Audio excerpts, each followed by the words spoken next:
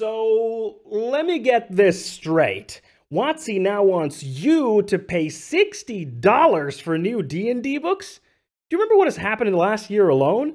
The racist Hadozi depictions, the OGL debacle, and then sending the Pinkertons to intimidate a YouTuber, and now they have the gall to demand more money from you while pumping out books on a monthly basis? And one of them is even another dragon book!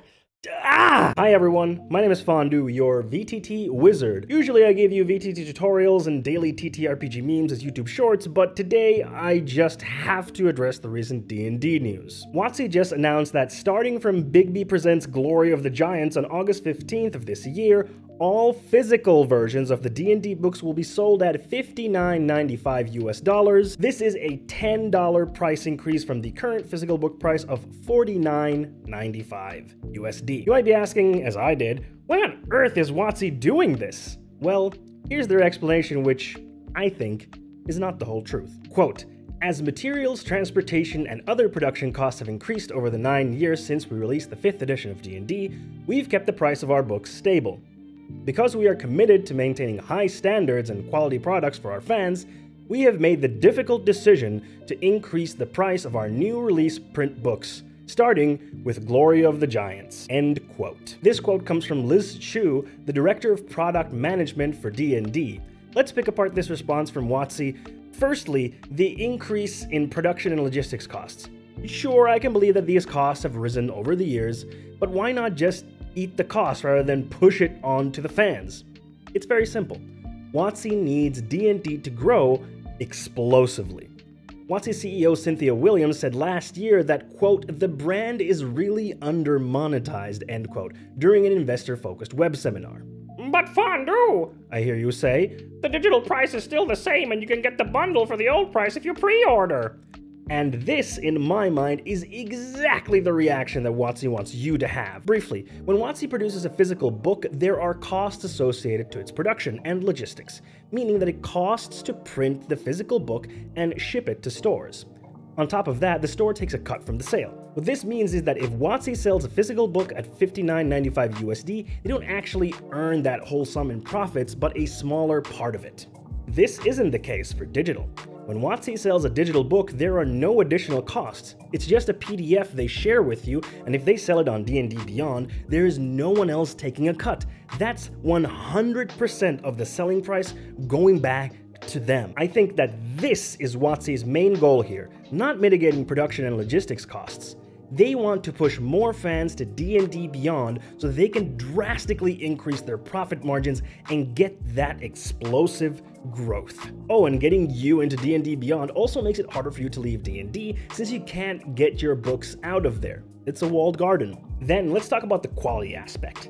You want me to believe that the increased price will ensure quality? When last year they released Spelljammer, a book that had an incredibly racist depiction of the Hadozi, and overall was a lackluster quality. On top of that, the general quality of the books has been going down with the increase in release frequency, which is now going to grow to a monthly release cadence. And I mean, one of the books is another dragon book. Don't get me wrong, I have nothing against dragons, but there will be like 1 year apart from this new book and Fizban's Treasury of Dragons. It just feels like a complete filler book. On top of all this, in the last year, we had the whole OGL debacle where WotC tried to clamp down on third-party publishers and then sending the Pinkertons, you know, the villains from Red Dead Redemption 2, to intimidate a YouTuber because he showed some Magic the Gathering cards too early. Whoa. With all of that, as you can probably tell, I personally am done with WotC as a company, and it's time to move on to other TTRPGs. Many D&D players think that all TTRPGs are as mechanically complex as D&D and cost just as much,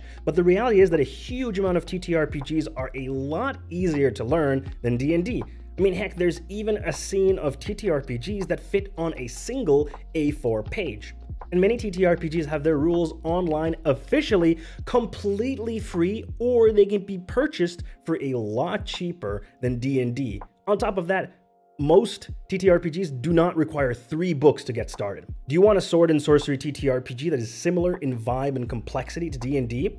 Pathfinder is a good option for you. The rules are available for free online, and there's even Demiplane, which is essentially D&D Beyond, but for Pathfinder. It's even made by the original creators of D&D Beyond. Want to experience a supernatural neo-noir detective experience like The Wolf Among Us or Fables?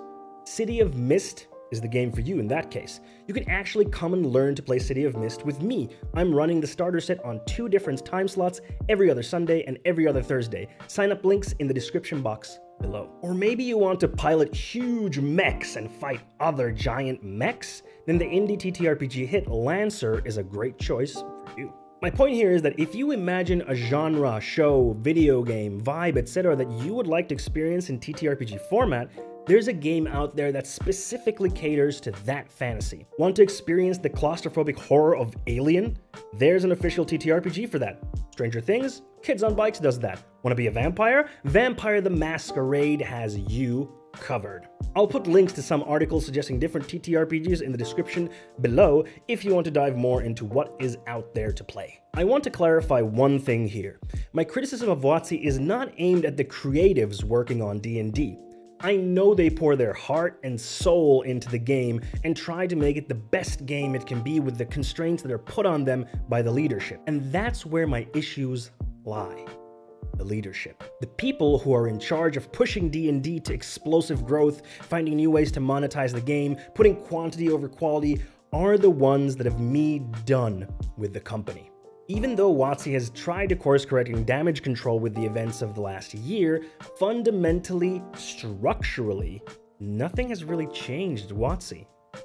The same people are still in charge of WotC and Hasbro. Their goals haven't changed. Their greed hasn't changed.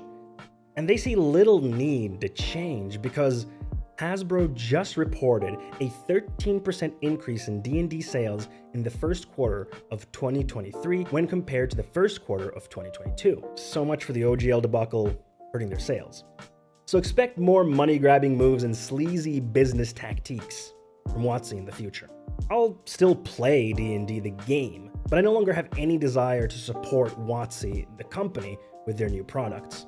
I also want to implore you to try other TTRPGs because you will be richer for it. So long, WotC. I'm done with you. That's it. That's the video. How do you feel about this price increase and monthly book releases? Let me know in the comments below. And if you enjoyed this video, please hit that like and subscribe button while you're down there and share this with anyone you might think that likes this.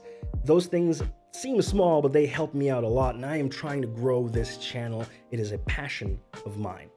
I also stream on twitch.tv/diceandeasy every Monday and Wednesday at 6 p.m. Eastern European Time, which is 8 a.m. Pacific and 11 a.m. Eastern for you US viewers.